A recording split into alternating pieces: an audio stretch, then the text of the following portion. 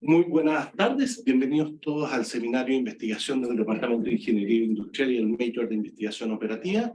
Hoy día tenemos el placer de contar con un colega de universidad mío, con Felipe Lagos.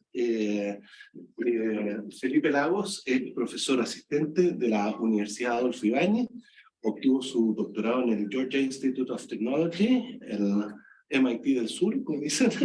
No. Y ha dedicado su investigación a logística y última milla y cadena de abastecimiento, y hoy día nos viene a mostrar su investigación The Online Shortest Path Problem, Learning Travel Times with a Multi-Arm Bandit Framework. Adelante, Felipe, muchas gracias nuevamente. Gracias por invitarme. Tengo que hacerle clic ahí encima. Y con la otra pantalla. Ahí está. Súper. Ahí sí. Gracias. Sí, bien, bueno, voy a presentar trabajo que hemos estado haciendo últimamente. Es un trabajo junto con Ramón Aguad, que es un amigo de Georgia Tech también, y Tomás Lago, que está en este momento terminando su doctorado en la Universidad de Pittsburgh, que además es mi hermano, así que es mi familia esto, también en gestión de operaciones, así que ligado con estos temas. Y bueno, un poco la lógica o la línea que va a seguir hoy es primero hablar de la motivación de este trabajo y cuál es el contexto, de cuál es el problema, la metodología, algunos resultados y las conclusiones. Y quiero sobre todo que la motivación quede bien clara, así que le voy a quedar bastante tiempo y si ustedes tienen duda o cualquier cosa me pueden preguntar, interrumpir, no hay problema. Creo que al final la motivación de este trabajo es importante que quede claro, menos en mi opinión. Así que bueno, súper general, ¿dónde está este trabajo? Bueno, esto podríamos decir que es una intersección que nosotros hemos estado explotando un poco de lo que vendría siendo transporte y logística, con todos los desafíos que han ido apareciendo, podríamos decir, de clientes que aparecen, digamos, en cualquier momento, que quieren que les vayan a dejar las cosas, digamos, hoy mismo, en un par de horas, muchas veces. Tenemos entonces problemas de ruteos con mucha incertidumbre, muy dinámicos, muy difíciles de resolver. Tenemos además clientes que son muy exigentes, que quieren las cosas rápido, que quieren un precio bajo por las entregas, son muy demandantes. Entonces tenemos una componente también de los clientes que tenemos que de alguna forma manejar. Y por otro lado tenemos un montón de datos, de vehículos, de flota, de incluso muchas veces conductores que manejan un mismo vehículo de forma distinta. Entonces tenemos mucha información. Y todos estos serían los desafíos que hoy en día están apareciendo. Y por otro lado tenemos un Machine Learning que viene a aportar un elemento súper interesante para resolver estos problemas. Entonces tenemos, bueno, lo que ya se conoce como Reinforcement Learning o aprendizaje reforzado, ¿cierto? De poder resolver estos grandes MDPs con muchos estados, muchas acciones, y que, bueno, han llevado a que hoy en día tengamos ChatGPT y cosas de esa línea para poder utilizar. Tenemos también toda la línea Multi-Arm Bandit Problems y todos estos problemas de aprendizaje y todas las herramientas para poder hacer buenas predicciones. Y este trabajo en particular está aquí, justo en la intersección, porque viene a juntar un problema de ruteo con tiempos de viaje y estimaciones de estos tiempos, y lo vamos a juntar con esta línea de Bandit. Pero creemos que esta intersección tiene mucho que dar, ¿ah? Y no solamente este trabajo, sino hay muchas cosas que se pueden hacer. Entonces, este es un marco general. ¿Y dónde estamos? ¿Cuál es el contexto para este problema? Bueno, primero hay que comenzar hablando de que la última milla presenta muchos desafíos. La última milla, que es la última porción de la cadena de suministro, dígase desde los centros de distribución a los clientes, es una cadena, un segmento de la cadena de suministro que generalmente no tiene mucha eficiencia, tiende a ser muy costoso. Incluso se habla de que este número es relativamente conservador, hasta un 40% del costo total de transporte, si consideramos que hay muchos productos que vienen desde China, el 40% es harto. Incluso hay cifras que muestran que esto es más, ¿sí? Así es que es un área donde es, digamos, útil incorporar ideas, tecnología, y además están ocurriendo muchos cambios. Tenemos poblaciones cada vez mayores, con ciudades más grandes, donde además, como les decías, hay mucha importancia por la rapidez en el transporte, por que esto sea sustentable, se habla de no contaminar, ¿cierto? Y de toda una huella de carbono. Y esto además se junta con todo lo que es el e-commerce y el sharing economy, ¿cierto? Y con nuevos modelos de negocio que hoy en día nos tienen acostumbrados a dejarnos todo en la casa, en la puerta de la casa, ¿sí? Y todo esto que además viene creciendo. Y finalmente tenemos una componente en que hay mucha competencia muy fuerte en estos operadores logísticos de última milla. Y finalmente tenemos, como les decía, un crecimiento. Acá tenemos algunas cifras, por ejemplo, en Estados Unidos, desde el 2018 al 2020, las ventas de e-commerce de productos de abarrotes subió del 2,7 a un 10,2, y incluso se proyecta que esto llegue a un 20%, es decir, viene subiendo. Esto no es solo Estados Unidos, en Chile también viene al alza. Así es que podemos ver que la última milla requiere atención. Bueno, entonces nosotros dijimos, de estos desafíos, ¿qué nos ha abordado? Y dijimos, creemos que hay un problema que muchas empresas enfrentan y que nadie ha mirado con mucha atención. ¿Y cuál es este problema? Este problema es que, bueno, muchas empresas tienen una flota de vehículos para atender. Muchos de ellos no son vehículos estándar, son camiones grandes, camiones más chicos, que a veces tienen ciertas características particulares. Incluso, como les decía, pueden que estos camiones dependan su operación, digamos, el cómo hace los repartos por la persona que lo está conduciendo incluso. Por otro lado, tenemos una red que en muchos casos no sabemos cómo se van a comportar estos vehículos en esta red en términos de transporte y de cuánto se van a demorar. E incluso podemos tener algunas empresas que están recién llegando a una ciudad o están recién operando a cierta zona y no saben cómo van a ser los tiempos de viaje ni los requisitos que va a tener ese lugar. Entonces, dijimos, ahí hay algo que no se ha visto mucho en detalle, y dentro de las alternativas que hay, podemos pensar de que existen opciones comerciales, digamos Google Maps, cosas de este estilo, que podría uno utilizar para poder realizar estas estimaciones de viaje. Pero bueno, lo primero son caras, ¿sí? De hecho, hoy en la mañana saqué nuevo el número, si va a verlo bien, y cobraban $5 por cada 1000 requests. Si pensamos que yo en un día podría hacer 200 pedidos, hay muchas empresas que hacen eso y mucho más, Falabella hace miles, digamos, pero 200, yo calcular la matriz de tiempo, serían 200, serían 40.000, si multiplicamos me sale $200, digamos, inmediatamente, el día, solamente por pedirle los tiempos de viaje. Entonces hay un tema de costo importante. Además, como decíamos, estas empresas tienen una flota que es bien característica, y no necesariamente van a tener comportamiento que pueda tener un auto o cualquier otro vehículo estándar.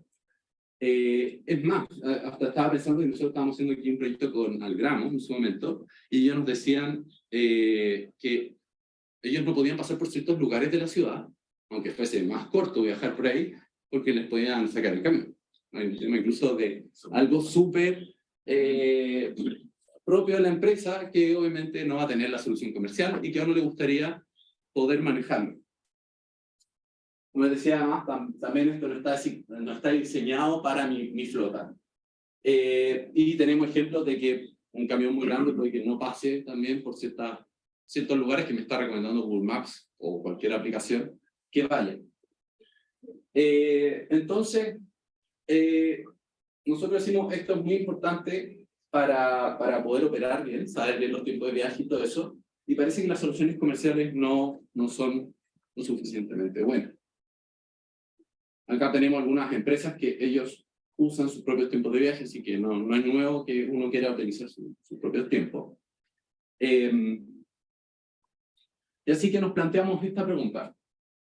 ¿Podemos nosotros finalmente estimar nuestros tiempos de viaje de forma eficiente en una red? ¿Sí? Y no es solamente tomar los datos que yo pueda tener históricos, sino que también queríamos pensar algo que sea bien a la medida, en el sentido que se pueda adaptar. ¿qué pasa si llegó un conductor nuevo que tiene cierta experiencia para, para manejar en cierto sector y no otro, o tengamos vehículos nuevos que tengan tiempos de viaje distintos a los que tenía antiguamente?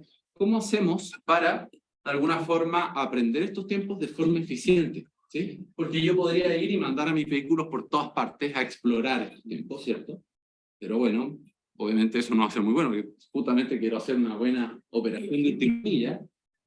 Así es que quiero balancear, aprender tiempos de viaje de la misma forma que hago una operación eficiente en mi día a día.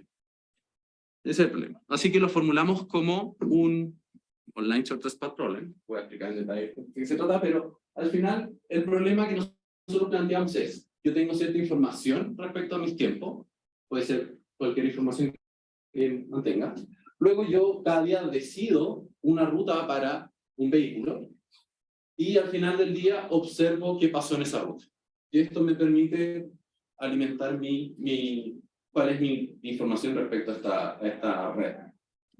¿Sí? Así que cada día lo que tengo que hacer es decir qué ruta voy a hacer y luego observar esos tiempos. ¿Sí? Felipe, una pregunta. Sí. Aquí tú también estás considerando que, por ejemplo, a ciertas horas del día puede que haya más tráfico, menos tráfico, y eso como que influya a tus tiempos de viaje. Nosotros bueno, para empezar, este problema en lo que es transporte no existe. Existe en el mundo de Machine Learning y sobre todo de tráfico de información en una red, pero no existe en el mundo de transporte, y nosotros, si bien obviamente la hora del viaje es muy relevante, lo que hicimos primero como acotar al estudio en que estos tiempos son, podríamos decir, digamos, estables en su distribución, ¿sí? Pero de hecho el ejemplo que tengo más adelante, que es un caso real, nosotros lo vemos con la hora punta en una ciudad, y ahí mostramos los resultados. Esto es mucho más adaptativo, lo podríamos tener por hora del día, por un montón de cosas, y la extensión no es tan, digamos, es relativamente directa. Entonces el problema básico se puede extender a eso también, ¿sí? Así que este es el problema que nosotros queremos estudiar, y se parece mucho a este problema, ¿sí? Mucho. ¿Cuál es este problema? Para el mundo, para que conozcan de qué se trata el Multi-Arm Bandit Problem. Se llama, bueno, Multi-Arm Bandit se le llama de forma coloquial a los tragamonedas, ¿sí? Y es el problema que tiene alguien que acaba de llegar a un casino, ¿sí? Tiene un montón de tragamonedas disponibles, y quiere descubrir cuál es el tragamoneda que paga más, cuál es el que si yo le voy a apostar, ese me paga, ¿sí? Entonces el desafío que tiene es que tiene cada tragamoneda, varios, y tiene que apostar para ver cuál paga. Entonces tiene que determinar la probabilidad de pago, ¿cierto? Y esta persona podría estar explorando mucho rato, ¿cierto? Perdiendo plata, y finalmente cuando encontró el mejor, y quizá quedarse con eso, seguir explorando. Pero el asunto es que lo que esta persona realmente quiere es en algún momento dejar de explorar y descubrir cuál es el mejor tragamoneda. Entonces tiene el trade-off de seguir apostándole a otros tragamonedas y ver si era el que pagaba más, o apostarle al que paga más, según la información que tiene. Así que se presenta el mismo balance, ¿sí? ¿Exploro o exploto? En nuestro caso sería, voy por un camino nuevo y veo si me demoro menos, o tomo la mejor ruta que conozco. ¿Sí? Y este problema ha ganado mucha atención últimamente. Yo creo que antes no se miraba tanto, pero podemos ver de que recientemente está apareciendo muchas cosas, incluso han aparecido 2 libros muy interesantes, los dos, que muestran ya en detalle toda esta literatura. Pero además se utilizado muchos contextos de online advertising, todo esto muy ligado obviamente a Machine Learning, obviamente. De hecho, la última aplicación, una de las que me encuentro más interesante, es para AlphaGo. No sé si aquí conocen AlphaGo, hay un documental incluso, lo pueden ver, muy bueno, que muestra entonces cómo esta inteligencia artificial puede jugar Go. Y el asunto es que para poder explorar acciones también, está detrás esta lógica también, ¿sí? Y el Online Short Spark Problem también se ha estudiado, pero como les decía, en un contexto muy distinto al nuestro. Y para resolver estos problemas hay dos algoritmos bien conocidos, uno es UCD y otro que es el que nosotros estudiamos en detalle, que se llama Thompson-Sump. Y ese es el que les voy a mostrar. ¿Cuál es el problema si formalmente? Bueno, este sería. Tenemos un grafo, como les decía, en cada momento el agente tiene que tomar una decisión para un camino desde un origen a un destino. ¿Bien? Y esta decisión es, como les decía, un camino que conecte esto, y el costo que va a tener va a ser el tiempo que tomó ese camino, podríamos decir. Es el costo que está observado. Ahora, lo que uno mira generalmente en este contexto de bandits es lo que se conoce como pseudo-regret. El regret es como ese, qué tan arrepentido estoy de haber hecho lo que hice, ¿cierto? Entonces, siempre vamos a estar mirando un camino óptimo respecto a los tiempos reales esperados. Y entonces lo que yo voy a comparar en cada día es el tiempo que tomó ese camino óptimo y cuál es el tiempo que tomé yo. ¿Sí? Entonces lo que yo quiero es que este arrepentimiento sea lo más bajo posible. ¿Sí? Eso es lo que vamos a mirar. Ese va a ser el criterio. Entonces lo que queremos es una política que eventualmente esto se vaya a hacer, converja a cero, o más, cuando esto es el promedio, ¿sí? Cuando el promedio se vaya a hacer. ¿Y qué algoritmo usamos nosotros? Este, Thompson-Sump, que, como decía, se ha estudiado ya bastante. Sí. Una consulta sobre el regret. Se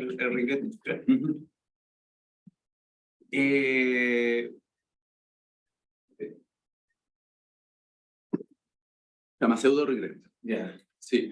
Uno podría preguntar por qué se llama pseudo y no es regret nomás, ¿cierto? Sí. Y es porque estamos mirando el valor de esperado real. Lo que pasa es que yo, en términos de regret, para un día que aparecieron ciertos tiempos para toda la ciudad, digamos, que hay alguien que los conoce qué pasó en la ciudad, podría tomar un camino que no sea aquel que minimice el tiempo esperado. Sí, sí, es como de la realización que observó. Claro, dependería de la realización. Y ese sería como el regret si tú quieres. Sí, ese. Este es pseudo porque estaría tomando el camino que esperanza sería. Y todos los análisis se hacen con respecto a eso. Ya, perfecto. Y, ok, pero el tiempo esperado es conocido o eso es lo que tú vas a tratar de estimar? Eso es lo que nosotros estamos intentando estimar. Ya, perfecto. Súper. Entonces el jugador empieza y no tiene idea de nada. No tiene idea de los moves. Nada. Ya. Nada. Y eso vamos a ir aprendiendo. Y va aprendiendo y lo que queremos que eventualmente ya conozca el cambio. Súper. Gracias. Sí. Y para hacer esto existe este algoritmo, que en mi opinión es un algoritmo bonito, no sé cómo decirlo, es muy buen algoritmo. Es algo muy sencillo, dice, yo voy a tener una idea de cómo son estos tiempos, de la distribución de sus parámetros. Y lo que voy a hacer es, en base a esta idea que yo tengo, voy a ampliar valores. ¿Sí? Ampliar valores de las distribuciones que tengo. Y luego a partir de eso voy a considerar que esos son datos. Y voy a resolver un camino mínimo con esos datos. Así que esto, palabra simple, aquí estoy resolviendo un DIST. Así simple. A pesar de que es bien estocástico todo esto, está resolviendo un problema simple. Luego, lo que hace es, para ese camino, observa lo que pasó. Obviamente yo solamente puedo ver los tiempos de ese camino, nada más, no el resto de la ciudad. Y con esas observaciones puedo actualizar mis distribuciones. ¿Sí? Aquí hacemos actualizaciones inteligentes que después nos permiten volver a tener una distribución que va manejando esas observaciones. Eso es lo que hace el algoritmo. Y esto, bueno, se ha demostrado que es óptimo en el sentido de cómo converge el regret. Nosotros quisimos adaptar este algoritmo a este contexto de transporte. Entonces, lo que tú tienes es una creencia a priori que tú después vas actualizando con la observación. Ya. Okay. Entonces, esto va a ser es como paramétrico. Tú te casas con una familia y lo que tratas de ver es, ¿mueves algún parámetro dentro de esa familia de distribuciones? Claro, eso es. Sí, esto de hecho, lo que les suene lo que es Bayes, esto sería un prior, Brian, sí. tengo un prior, tengo una observación y me da un posterior. Y entonces, repito. ¿Sí? Así que, de hecho, nosotros justamente, me adelanto un poco, pero uno tiene que usar familias conjugadas, o digamos, nosotros al menos la utilizamos. ¿Qué quiere decir eso? Que yo pueda actualizar de forma sencilla mis distribuciones con esta observación. ¿Y el parámetro es por arco o por unidad? Lo hicimos por arco. Ya. Por arco. Entonces, cada arco tiene su distribución de parámetros y nosotros hacemos con lo que vamos observando esta iteración. ¿Sí? El algoritmo de forma un poquito más densa se ve así. Entonces, como les decía, tenemos unos parámetros, ampliamos y por cada arco tenemos entonces un tiempo, un solo tiempo. Y luego con estos tiempos yo resuelvo un short span, un Dijkstra, ¿no? Y observo los tiempos para ese camino que accioné, nada más. Y voy juntando una historia de todo lo que he hecho, donde tengo el camino y sus tiempos. Y finalmente, con esta historia, yo actualizo un posterior y sampleo un nuevo valor. Entonces, fíjense lo sencillo que es que acá no hay nada computacionalmente difícil, ¿sí? Pregunta, ¿las distribuciones de cada uno de los arcos tienen alguna relación entre ellas? Porque generalmente en multi-banding tienen como, mira, son ID o tienen algún tipo familiar colonial. Justamente en este trabajo hacemos eso, entonces de ver qué pasa. Inicialmente, la primera versión, que es Independent Gaussian Model, es la versión en que son independientes, pero les voy a mostrar después cómo hacemos con el resto. Así que, claro, empezamos con la versión en que todos los arcos se comportan de forma independiente. En que cada uno tiene una distribución. Nosotros asumimos que estas distribuciones eran los normales. Nos facilitaba, como decía, mucho estas distribuciones y cómo actualizarlas, pero además hay bastante evidencia que respalda que sea una distribución razonable para los tiempos. ¿Bien? La gracia es que si uno a estos tiempos les tomamos el logaritmo, si uno asume que acá tenemos una normal que tiene una media y una varianza, y si uno asume que esta varianza se distribuye inverse gamma y esta media normal con ciertos parámetros, entonces tenemos que los parámetros de ese arco, media y varianza, en función de todos estos valores, se distribuye normal inverse gamma.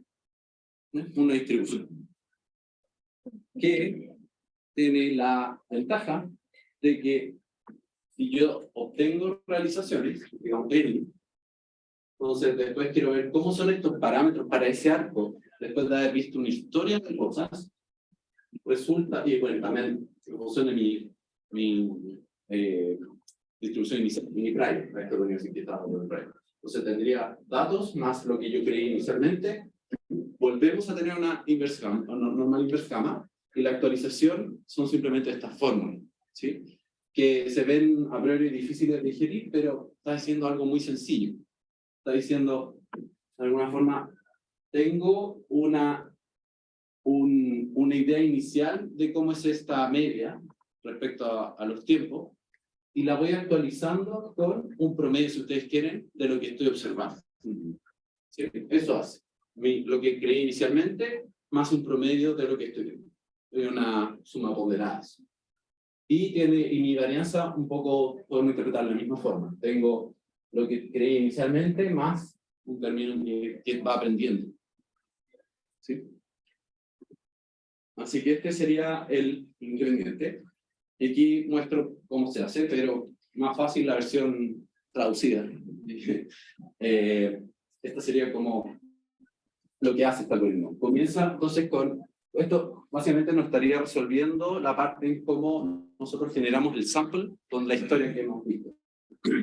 Entonces, lo que haría sería tomar estas observaciones y nos va a devolver un sample, o si ustedes quieren, un guess de cómo son estos tiempos.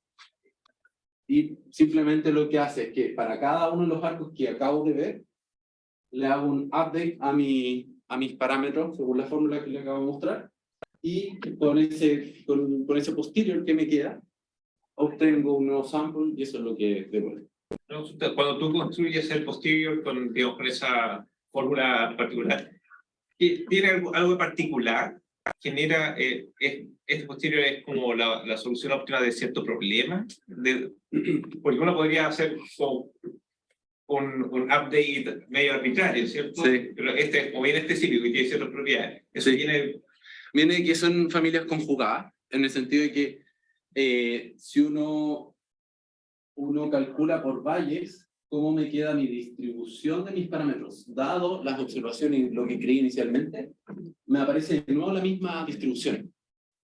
Es como si es que de alguna forma estas observaciones conversaran con estas distribuciones y me permitieran encontrar una fórmula sencilla para cómo es la mejor forma de hacer esta actualización. ¿Sí? Por eso que también uno escoge estas familias conjugadas. Así que matemáticamente uno puede llegar a estos resultados. Y ahí, Felipe, ¿cómo tú haces después la exploración? Porque te puedes converger en un punto en que siempre son bajos y te vas a quedar pegado en esa ruta, pegado. Exacto. Y a lo mejor hay otra ruta que en realidad Sí. es mucho mejor, pero nunca la exploraste porque tu algoritmo se quedó pegado porque tus beliefs iniciales te llevaron para allá. Sí, realmente es un buen punto. Mi información inicial respecto a cómo es el mundo, si ustedes quieren, va a estar dada por estos valores cero. En general uno usa algo que se llama un prior no informativo. Quiere decir que es algo que es bastante general y que refleja efectivamente cuánto yo sé de la velocidad. Por ejemplo, podría ser en una ciudad decir, bueno, yo creo que ando a 20 kilómetros o 30 kilómetros por hora en promedio en todas las calles, y uno esperaría que entonces todos los valores reflejen eso. Y ahora el algoritmo es suficientemente inteligente como para que después esa exploración él la haga de forma inteligente. Entonces, que después, sí, voy a volver aquí si después en el fondo yo al ir ampliando de acá, como tengo ciertas distribuciones iniciales que son muy, digamos, poco informativas, me van a ir dando tiempos distintos y me van a obligar a explorar. Pero eventualmente estas distribuciones van a ir convergiendo a lo que es realmente, y entonces ya solamente voy a ir seleccionando los mejores caminos. ¿Sí? Así que el algoritmo se encarga de eso. Pero eso en la medida en que tú tengas como varias rutas o varias cosas, que tus rutas te den variabilidad en base. Porque la variabilidad va a estar en el hecho de que de repente se amplíe y me apareció un tiempo corto por allá, y entonces al resolver el camino mínimo, el vehículo lo mandé a otro lado. ¿Sí? Entonces, ese explorar va a estar condicionado por los samples que estoy sacando de estas distribuciones. Ya. ¿Sí? Y que de repente me van a obligar, porque recuerden, acá no resuelvo nada estocástico. ¿Sí? Entonces, es solo un camino mínimo. Así que con eso se explora. Así que eso es lo que dice acá. Acá está el detalle un poco más formal, pero en palabras muy sencillas es eso. Eso es lo que haría entonces esta primera versión. Se encarga de tomar las observaciones, usar esta fórmula y devolverme el sample. Y yo después hago todo el algoritmo que hace el short spat de las observaciones iniciales. Así que hasta ahí ya tenemos algo para resolverlo. Pero nosotros dijimos, bueno, una ciudad en verdad no es tan independiente, ¿cierto? Encontré muy buena esta imagen, porque muestra, digamos, lo que a veces uno le podría pasar cuando se metió en el lugar incorrecto, ¿cierto? Y está lleno de autos, y uno sabe que si se cometiste en un taco en una calle, es muy probable que cerca esté más o menos parecido. ¿Sí? No hay que ser, digamos, no hay que ser muy optimista respecto a que voy mucho más rápido si voy por la calle que está justo al lado. Entonces hay un tema de que, como que, si yo pasé por un cierto lugar y me encontré un taco terrible, yo de alguna forma puedo aprender de lo que está cerca.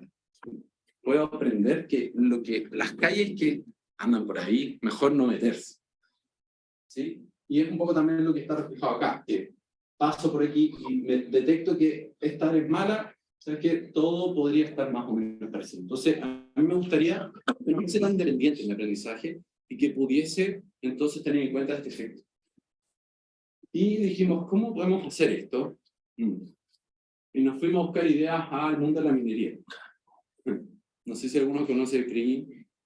¿Cierto? CREAM Entonces voy a explicar un poco qué es lo que pasa en minería. En minería, ellos dicen, este terreno a veces está bueno para sacar cobre, ¿sí? Y entonces dicen, bien, entonces necesito tener una estimación de lo que hay abajo. Entonces van y con estas máquinas generan estas exploraciones por sondaje, donde extraen el mineral.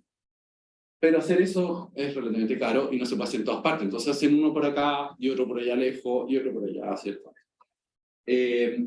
Y luego tienen que de alguna forma esos datos interpolarlos o generar un aprendizaje para lo que está entre medio. Entonces tienen los sondajes y tienen que después generar un modelo para todo.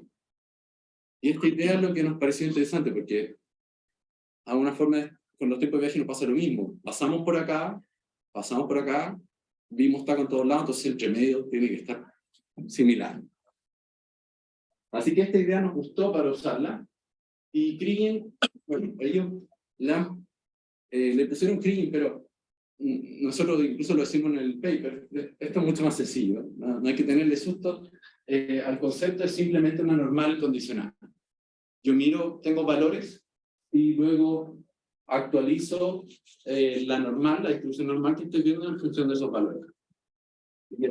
Es más o menos la idea, yo tengo 2 valores, puedo interpolar nada más, aprender respecto a estas observaciones.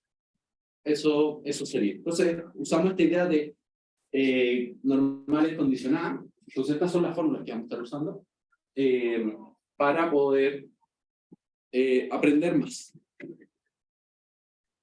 ¿Sí? ¿Y qué ingredientes necesitamos? Bueno, primero tenemos nuestros tiempos, como siempre, los mismos y, pero ahora aparece otra cosa, y es que y es una idea clave en Kriging, yo para aprender de algo necesito determinar qué tan cerca está. La idea es que entre más cerca, más relacionados están estos valores. Entonces, aparece el concepto de distancia, ¿sí? Y un concepto de correlación de matriz, que en nuestro caso, acá estamos usando, por ejemplo, este kernel, se llama un kernel, a las funciones en que uno dice entre mayor distancia, menos correlación, básicamente. Más cerca, más correlación. Y con eso entonces llegamos a cómo se comportan estos tiempos, cuál sería su relación, ¿sí? ¿Cómo define distancia entre arcos? Al final, para los ejemplos sencillos, usamos la distancia de Manhattan en un grafo muy sencillo. Y para la ciudad real que estudiamos, tuvimos que usar el camino mínimo, distancia de camino mínimo en función de la distancia de los arcos. También. El asunto es que esta distancia tiene que tener la propiedad de ser simétrica. Eso te pregunto porque tú puedes tener 2 calles, digamos, como paralelas, una va hacia el norte, otra va hacia el sur, y aunque estén juntas, por las horas peaks, puede que una sea muy rápida y la otra muy lenta. Entonces, como que la distancia física, geométrica, por eso te preguntaba cómo definían distancias, si tenía algo más. Eso es justamente lo que pensamos. De hecho, tuvimos muchas conversaciones en que dijimos, no, eso no nos puede pasar, y por eso que incorporamos esta idea de cuál es el camino que tendría que hacer para... Ya, perfecto. Esa es como la idea, como el camino que tendría que hacer para llegar, y además tiene que ser simétrica, así que tuvimos que tomar el menor de los dos, es decir, de un punto acá, el otro acá. Tiene que ser una norma. Ya. Gracias. Pero nos permitía entonces poder aprender un poco más. Y las fórmulas son las mismas que les mostré recién de Kriging, solamente que lo que está diciendo es, ahora sampleo un valor, ¿sí? Y antes de pasárselo a mi shortcut, de mi Dijkstra, lo vamos a actualizar con esta idea de Kriging, lo vamos a mejorar, básicamente. Y entonces tenemos una mejora para mi parámetro de media y una mejora para mi parámetro de varianza. Eso es. Y entonces el algoritmo que nos queda, tenemos la versión fácil, volvemos a tener como input las observaciones, volvemos a generar como output tiempos para toda la red, para poder resolver el shortcut. Y esta entonces algoritmo, esta estrategia, va a generar un sample de la versión independiente, en que los arcos no están relacionados, y después para cada uno de los paths que observé, lo va a tomar como una observación real, en que vamos a calcular un error y vamos a hacer este update, es decir, vamos a aprender más con ese path. Sí. De nuevo sobre la distancia de los arcos. Pero ahí, ¿qué tipo de viaje usas dentro del arco? Porque es lo que quieres aprender o que te pisan la No, sería distancia, digamos, en metro. Ok, Sí. ya. Ya. Eso sí. Sí, y entonces para cada uno de estos caminos observados lo tomamos como si fuese un sondaje, si ustedes quieren, o una exploración, y hacemos un update de nuestro sample. Y entonces devolvemos un sample o estos parámetros para la red mejorados. Y tú updateas los arcos, cualquiera que está entre medio de este sample y otro que tenías anteriormente, de acuerdo a la correlación que tengan. Exacto, ¿no? sí. Entonces amplíe y después, en base a estas correlaciones y la distancia finalmente, le va a hacer un aprendizaje de eso que no he visto. ¿Sí? Es como lo que queríamos aprovechar, que si he pasado por acá, entonces también quiero aprender lo que está entre medio. ¿Y cómo manejas el tema de la distancia? ¿Es exponencial la caída del aprendizaje o no? ¿Cómo es? Sí, usamos kernels, en CRIM se les llama kernels, a cómo se relaciona la distancia con esta correlación. Este sería el kernel gaussiano. Hay otras alternativas, ¿sí? Puedes tomar valor absoluto, se pueden hacer otras cosas, pero siempre que una forma de caiga y que tenga relación con la distancia. Y otra alternativa que manejamos, entonces ahí teníamos el primer algoritmo y un segundo algoritmo fue uno que dijimos, ¿sabes qué? En vez de hacer un update por cada uno de los caminos que has visto, vamos a tomar toda esa información simultáneamente y vamos a hacer una sola actualización. ¿Sí? En el fondo, agrega la información y hace una sola actualización. Así es que, finalmente, del algoritmo que les mostré, Thompson Sampling, todo esto queda igual. Lo que va a cambiar es que ahora nosotros vamos a samplear de esta distribución usando este modelo gaussiano independiente y luego vamos usando esta idea de Kriging a actualizar esos parámetros y se los vamos a pasar. Eso es. Nosotros finalmente estamos, todo lo que les mostré en esta línea, haciendo cambios ahí. ¿Cuáles son los experimentos? Estos son los primeros experimentos que vimos. Bien sencillo que pudiéramos ver cuál era la respuesta y ver cómo aprendían estos algoritmos. Entonces, generamos 4 casos, 2 sencillos, 2 más difíciles. El primero, como pueden ver, bueno, estas son las velocidades: verde, rápido, rojo, lento. Entonces, en el primer caso tenemos que ir desde un punto a otro, donde lo más rápido es irse por el borde. Entonces aquí, claro, uno intuitivamente se iría, o sea, por la diagonal, pero resulta que es más rápido irse por el borde. Luego generamos otra instancia simple en la cual queremos ir de ese extremo al otro extremo. Y aquí un poco más difícil porque a alguien le gustaría irse por la línea recta, pero resulta que el mejor camino es darse toda la vuelta que está ahí. Esas son las a priori que tú tienes, tu BIF inicial. No, esta es la instancia real, esto sería en su tiempo, y la gente va a empezar sin tener idea de lo que está haciendo. Inicial todo es plano. Todos planos, cree que todos sus tiempos son súper buenos. Es el ground truth, entonces. Sí, ya. Sí. Entonces el desafío es ver cómo nuestros algoritmos aprenden este camino, ¿sí? Y su regret va a ser cuántas veces se fueron por un camino que no era el correcto versus el tiempo que toma ese camino allá arriba, ¿sí? Porque estaba haciendo algo que no es correcto. Luego le pasamos una instancia un poco más difícil, la cual tenía que hacer esto, ¿sí? Tenía como 2 obstáculos. Y la cuarta instancia, también más difícil, era aquella en la cual nosotros dijimos tiene que salir de una zona con tráfico. Entonces que está en un punto, le gustaría irse en línea recta, pero resulta que lo mejor que puede hacer es salir, darse la vuelta por atrás y volver al mismo. Y esos serían los primeros casos que estudiamos. Y entonces para el primer caso, este es un ejemplo de lo que pasó en una de las realizaciones que tenemos. Cada horizonte de estudio tenía 50 días. ¿Bien? Y tenemos acá nuestros tres algoritmos, donde nuevamente acá podemos ver lo que está haciendo ese día. Entonces tenemos el día 2, 20 y 50 como ejemplo. y cuál es su conocimiento respecto al gráfico. Entonces, empezamos mirando el independiente. Y el independiente, bueno, el día 2 se ve que ya pasó en algún lado por ahí y ahora está explorando este camino. Todavía está bastante lejos de lo que realmente tiene que hacer. Está, de hecho, yéndose por un camino más malo que el que había tomado antes. Para el día 20 ya algo ha aprendido. Fíjense cómo aquí ya sabe que no se tiene que ir para este lado y que tiene que ir más para allá. Y para el día 50 todavía se ve que no llega al mejor camino. De hecho, tiene un regret por el hecho de no tomar justo el borde. Y ese es el caso independiente. Entonces acá tenemos nuestras dos propuestas, donde tenemos primero el pathways, que es el que le mostré inicialmente, donde para el día 2, fíjense como ya sabe mucho más que el independiente. ¿Por qué? Porque sabe que por donde fue, se encontró con arcos que no eran muy buenos y pudo diferir algo respecto al resto. Y fíjense cómo ya manchó un poco esa zona. Y cómo ya los días posteriores está, digamos, haciendo cosas bastante buenas. Y nuestro otro algoritmo aquí también, un poco con la misma lógica, de hecho en este caso les fue bastante mejor.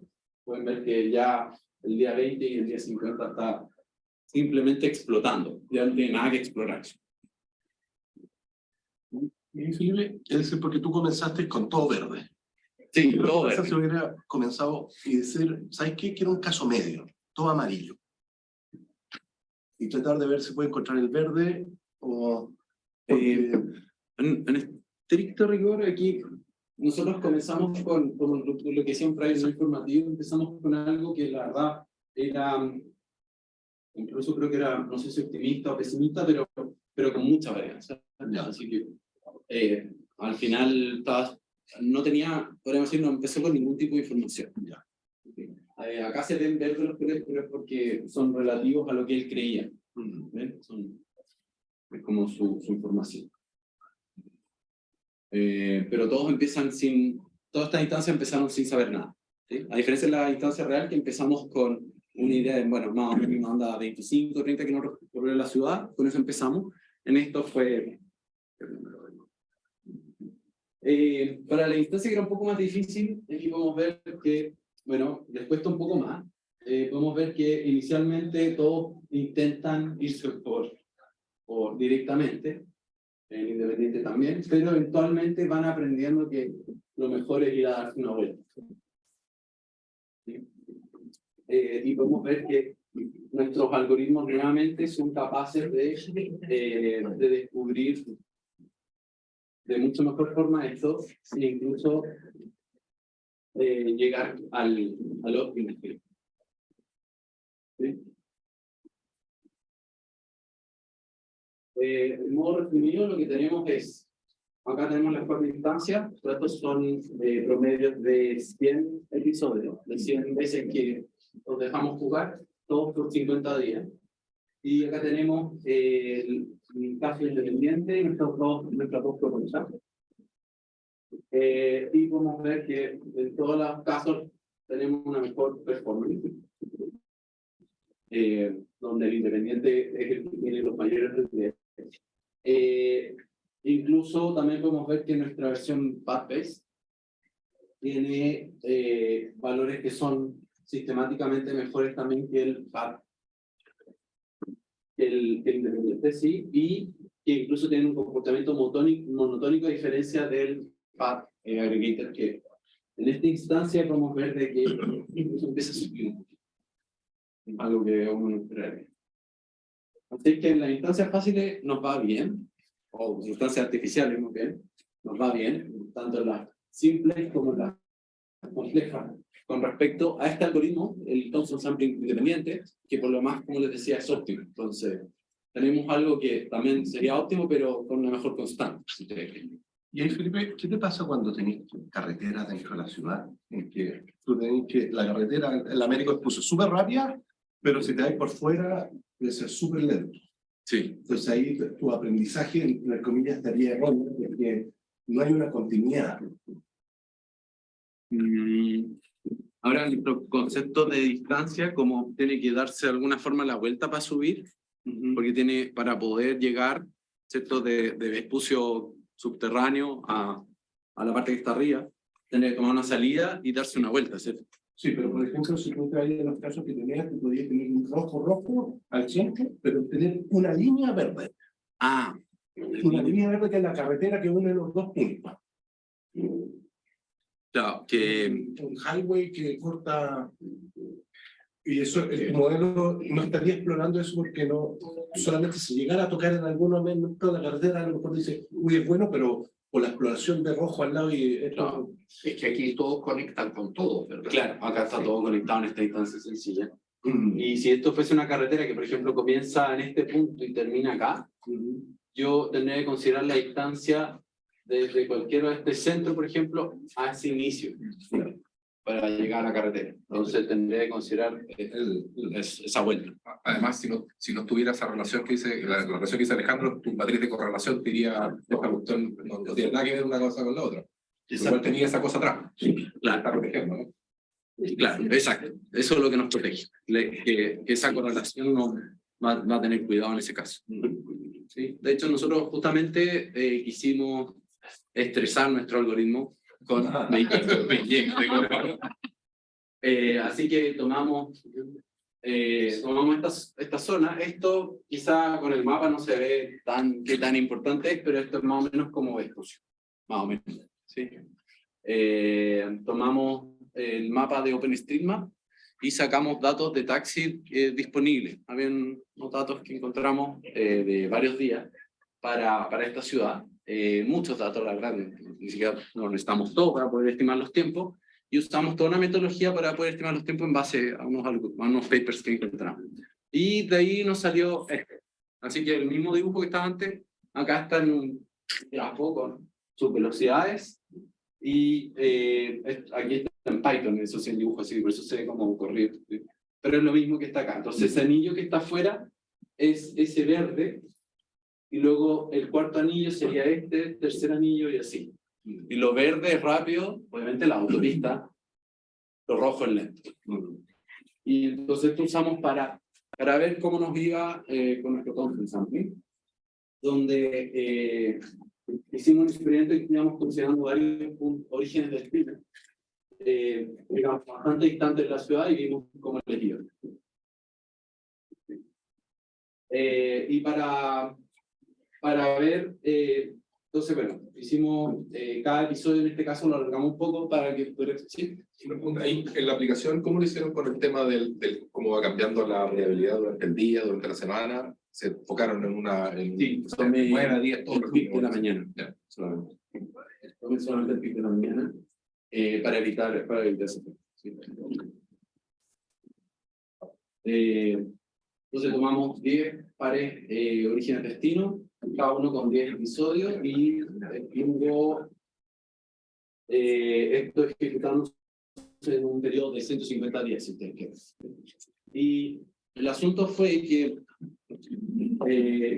para probar nuestros algoritmos espaciales, en esta instancia tuvimos la dificultad de que la dimensión del problema era muy grande. Invertir matrices para este caso era muy difícil.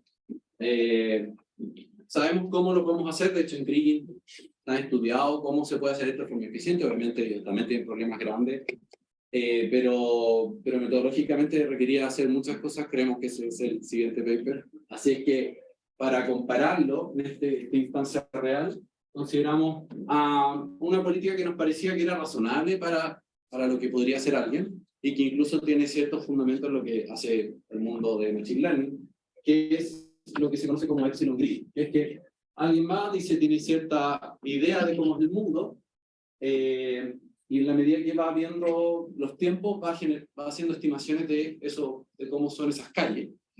El asunto es que cuando ya ha visitado varias calles, con cierta probabilidad epsilon, 10%, ustedes pueden pensar, decide explorar, tomar la calle al lado, irse por acá, irse por allá. ¿Sí? Entonces, después de que ha visitado las calles que ha recorrido de forma más frecuente, decide probar con un 10% de probabilidad. Y eso es lo que estamos a competir. Entonces tenemos nuestro modelo independiente, que es esta curva, ¿sí? En que podemos ver que su regret promedio va decreciendo con el tiempo, como, digamos, al menos matemáticamente está probado, ¿cierto? Así que al menos en esta instancia todo funciona bien, y podemos ver de que eventualmente va escogiendo cada vez más el mejor camino, porque su regret marginal, cuánto está arrepintiéndose día a día, cada vez menos muy cercano a cero y ya está en el óptimo. Lo que le pasa a esta estrategia Epsilon Gris, que es lo que, digamos, yo haría incluso, es que hay días que explora y se mete en un cacho. Entonces, se va pegando estos saltos, como pueden ver. Y por lo tanto, su regret, de hecho, tiende a ser siempre, ¿no? Lo peor de todo es que no encuentra el mejor camino y hay días que se mete en tacos.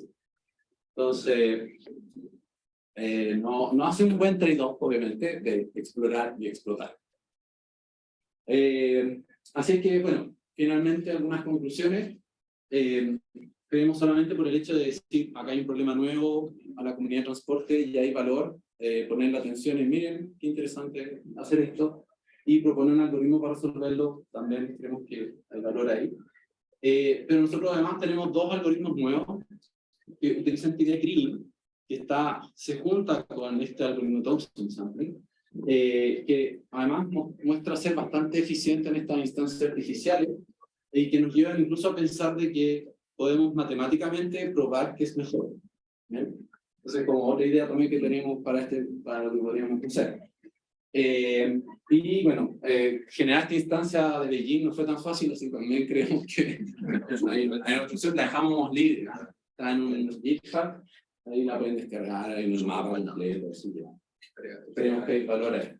Como trabajo futuro,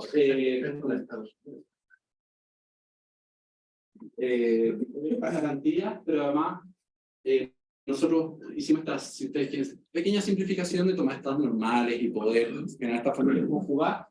Hay otro algoritmo también de Machine Learning que se llama Markov Monte Carlo algorithms, que sirven para generar posteriors de familias que no son conjugadas. Entonces, queríamos hacer como un Thompson Sampling con estos Markov Monte Carlo. También hay algo interesante ahí. Aprender cómo es esta correlación que tiene la ciudad, también creemos que es algo interesante. Y, perdón. Hay otro punto más que también tendría lógica, que es ¿qué pasa si yo cambio el camino mientras lo estoy ejecutando? Si me metí en el taco y ahí decido rebootear, que cambia la lógica online shortest path. De hecho, le llamamos, también lo queremos hacer, entonces, le llamamos como Dynamic Online Shortest Path Problem, porque ahí podría ir cambiando el camino que toma. Pero también creemos que un trabajo súper interesante que se podría hacer. Eso.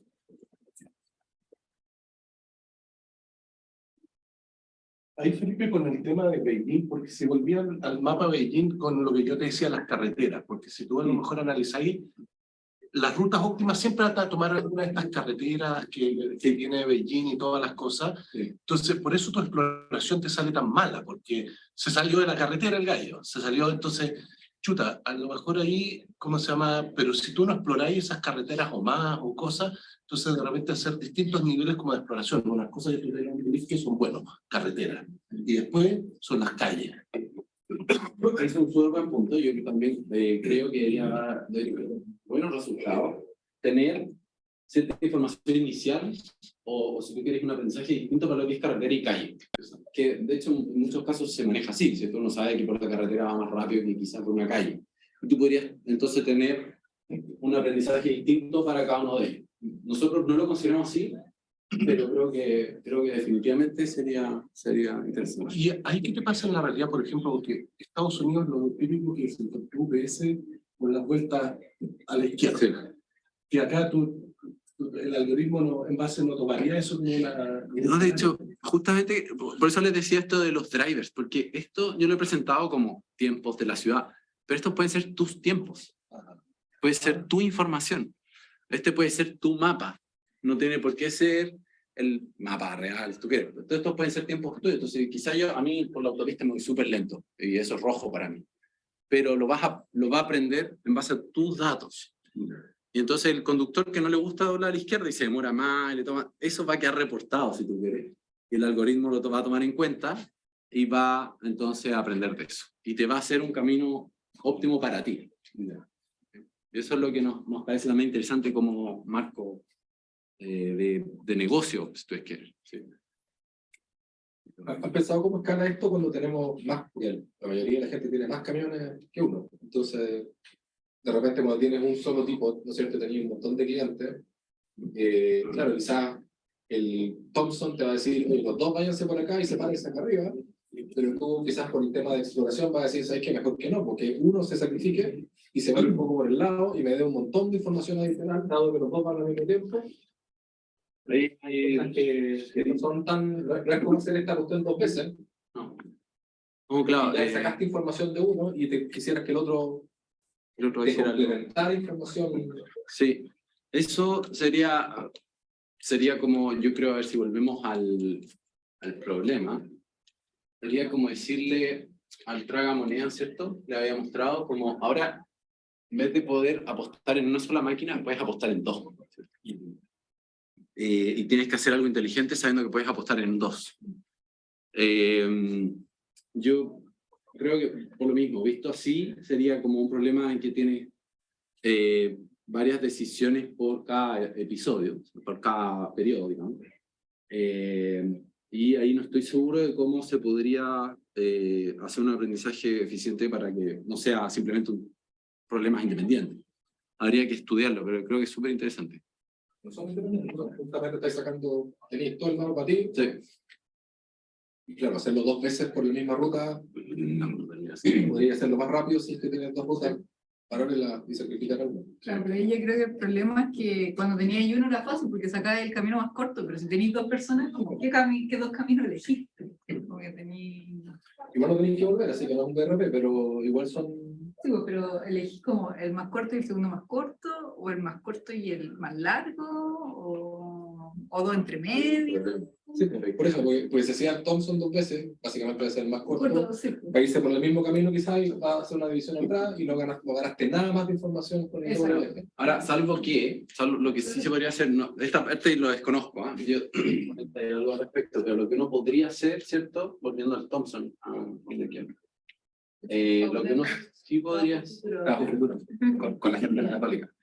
yo puedo ampliar, resuelvo para uno de ellos el short spat, y después vuelvo a ampliar, pues me va a salir algo distinto, y podría hacer el otro short spat para el otro vehículo, y se amplió la misma distribución, dos veces. Entonces, es como que generó dos realidades, y a cada uno lo he hecho andar en su... Si no, van a tomar el mismo camino, efectivamente, no tiene ninguna gracia. Eso uno podría hacer quizá, pero estoy inventando. Claro, podría hacer hasta un tabú en el cual tú seleccionas una ruta y la decís tabú, y después el gallo busca otra, que sea distinta de la anterior. Entonces, hacer una lista tabú nomás de los arcos que ya exploraste. Claro, para no tener que pasar por ahí de nuevo. Y después a lo mejor computáis y veis, la otra me salió re mala, bueno, ahora te permito mezclar un poco más las otras. Y ahí, Felipe, porque cuando tú estás comenzando, tú tenés un belief y el dato real nuevo. Entonces, ese dato pesa mucho. Sí. Y resulta que, ¿qué es lo que pasa si ese día pasaste justo por una escuela que estaban saliendo los cabros, las señoras estaban con los autos ahí afuera, o hubo un accidente? De alguna forma eso va a estar, fíjense cómo va a estar condicionado a lo que yo tenía inicialmente. Por eso, pero inicialmente tú tenías un belief, que era lo que iniciaba. Tu dato nuevo es re mal, porque te tocó justo un accidente, pero en realidad el real es que es nuevo. Pero dado que este dato que tenías es lo único que sabías hasta el momento, lo vaya a ponderar harto en tu cuestión y vaya... Por eso que va a depender mucho de cómo también podemos coger estos parámetros, porque esa ponderación que va a tener ese valor nuevo va a estar dada también por las cosas que escogí inicialmente. ¿Bien? Eso va a estar controlado entonces por estos valores ceros, si ustedes quieren, que es mi prior, o sea, como decía mi prior, si es que yo digo, sabes que tengo poca información respecto a cómo es el mundo y me aparece un dato muy malo, yo diría, bueno, en verdad puede que tuve mala suerte. Entonces, ese seguridad que tú vas a tener respecto a esa información que vas obteniendo va a estar reflejada ahí. Entonces, básicamente es como... ¿tenía algo así como que vaya decayendo cuando le creía la información como más antigua? Sí. Ya. Mira, acá ya. Por eso que también quería dejar estas fórmulas, porque estos son constantes, estos son las observaciones que voy viendo. Fíjense cómo claro. esto se va Claro, sí. en la medida que tienen más observaciones. Sí, por eso yo te decía que la primera observación pesa mucho y después Después decae. se diluye. Se diluye. A medida que tenéis más información, el nuevo dato, ya no le veis tanto. Una pregunta mucho más general y de desconocimiento. ¿Esto se puede hacer de alguna forma como, hay algún símil como no paramétrico? Porque aquí tú estás suponiendo que hay una discusión y tú Sí. estás tratando de explicar, y si tú quisieras hacerlo como súper, sí, sin discusión, Una pregunta súper interesante. Nunca lo he visto, pero yo creo que algo se podría hacer al respecto. Pero creo que una buena pregunta de research, súper buena. Nosotros tomamos la versión más sencilla, como decía, la versión que viene después es que estos no son familias conjugadas y hay que hacer Monte Carlo. Pero la pregunta que viene después, bueno, no hay distribuciones, ¿sí? Y aprendamos. toda la terrible. Oh, sería bueno. Son súper bien. Sí. Súper, muchas gracias, Felipe. Oye, súper bueno. Oye, acá está el almuerzo. Yo no me la veía para que no que acá aparecía. Oye, ¿qué pasa? Muchas gracias. Sí. No, era gracias, Felipe. Vamos. Estamos saliendo.